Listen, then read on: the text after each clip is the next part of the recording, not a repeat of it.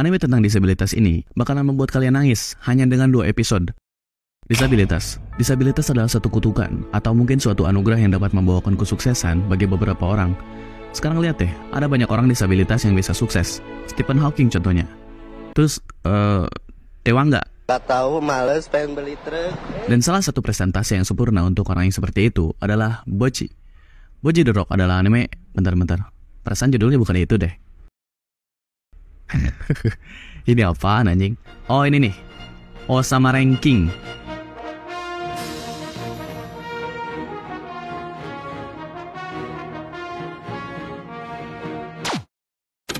Pada tahun 2021, pas anime ini rilis, gue nggak ngarepin apa-apa sama anime ini. Alasannya ya karena covernya aja sih. Kelihatan kayak anime yang target penontonnya itu anak-anak. Tapi pas gue tahu kalau anime ini dibuat oleh Wit Studio yang bikin Attack on Titan, Vivi, sama Great Pretender, gue langsung coba nonton. Dan ternyata penilaian gue itu salah tentang anime ini. Anime Osama Ranking itu bagus banget di tiap aspeknya. Animasi, cerita, karakter, musiknya, atau apapun itu. Sebuah cerita yang ditulis oleh seorang mangaka yang sudah berumur 41 tahun, yaitu Sosuke Toka, yang hanya berawal sebagai seorang picture book artist, menjadi seorang salariman, dan memulai debut pertamanya sebagai mangaka di umurnya yang 41 tahun. Walaupun mungkin artnya yang bisa dibilang gak terlalu bagus. Tapi dengan cerita yang seperti ini, kenapa harus ngeluh? Wit Studio bisa menutupi kekurangannya itu dengan animasinya yang nice. Dari adegan gelutnya, pergerakannya, ekspresinya, dan momen sedihnya. Oke, sebenarnya gue benci ngemis-ngemis gini sih ya. Tapi ya, teman kalian di sini membutuhkan bantuan kalian. Kalau kalian sudah selesai menonton video ini, dan kalau kalian suka dengan video ini, tolong subscribe. Bantu gue mencapai 1000 subscriber. Oke, lanjut videonya. Osama Ranking atau Ranking of Kings menceritakan tentang seorang pangeran yang bernama Bojji. Bojji adalah seseorang yang serba kekurangan. Dia tuli, gak bisa berbicara, dan memiliki tubuh yang lemah. Dia dikucilkan, tidak dianggap, bahkan sampai ditertawakan di belakangnya ataupun di hadapannya sendiri. Karena mereka mengira kalau dia tidak akan mengerti apapun yang mereka bicarakan.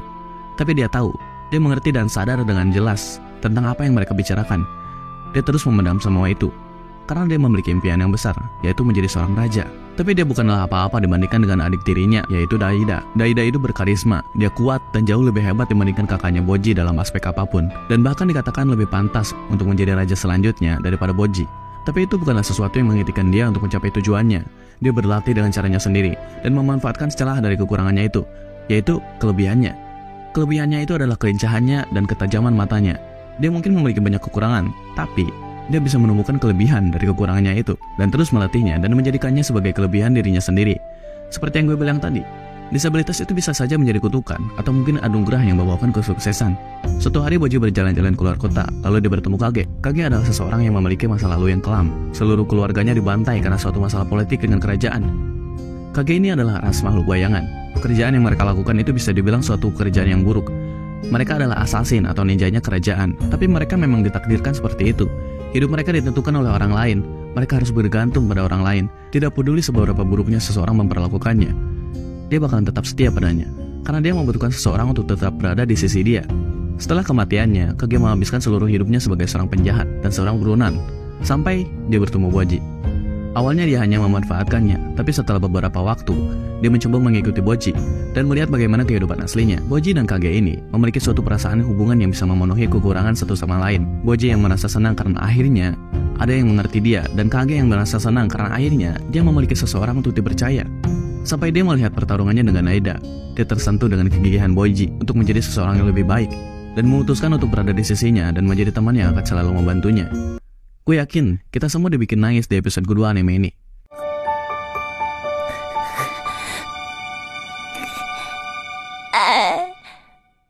Hanya dengan 2 episode, mereka bisa membuat kita merasa terhubung dengan karakter-karakter ini dan menciptakan suatu adegan yang feel-nya itu luar biasa kuat gitu. Astaga, ini anime bagus banget loh sumpah.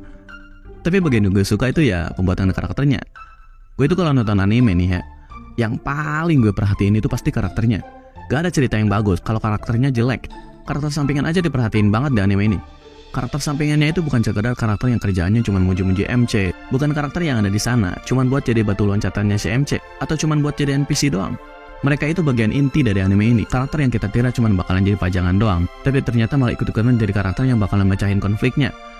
Mungkin banyak dari kalian yang mikir, karakter ini sebenarnya pihak mana sih? Kirain baik, terus jahat. tapi jadi baik lagi. Nah ini, lagi-lagi apa? Betul, mindset. Kalian salah kalau mikir kayak gitu. Sifat manusia itu yang memang seperti itu. Setiap karakternya ini punya kehendak dan tujuan mereka sendiri. Hanya karena mereka nggak ada di sisinya si MC, bukan berarti mereka itu jahat. Mereka itu cuma berpikir rasional dan realistis aja. Siapa juga yang mau memilih orang dengan segala kekurangan kayak Boji sebagai raja mereka? Contohnya kayak Healing. Pas Healing pertama kali muncul, dia itu kesannya kayak karakter yang ada di kartun Disney Cinderella. Si ibu tiri yang kejam gitu. Bentar. Ini masukinnya gimana anjir? Anyway, Healing itu cuma ibu-ibu sendiri gitu. Dia peduli sama Boji, tapi gak tahu gimana cara membagi rasa peduli itu. Yang akhirnya malah lebih fokus ke Daida, karena potensinya dia. Begitu juga Daida, Babin, Domas, dan karakter lainnya. Mereka hanya nggak berpihak kepada Boji, bukan memusuhinya. Ini gimana caranya ngebuat karakter yang kompleks dan berbeda gitu. Anime yang kayak begini harusnya dibikin makin banyak. Bukannya yang makin banyak itu isekai apalah, tai. Mungkin hal terakhir yang gak boleh kelewat di anime ini adalah world buildingnya. Mereka nggak terlalu ngejelasinnya secara terang-terangan sih ya, tapi ditunjukin langsung. Kayak, ini apaan cuy? Kebut gajah atau apa ini? Dunianya itu benar-benar unik banget, dan kayaknya banyak orang yang nggak sadar tentang hal ini. Mungkin begitu aja video kali ini. Dari semua hal yang gue katakan tadi, pesan moral yang gue dapatkan dari anime ini adalah kerja bagus, tetap bersama, maju,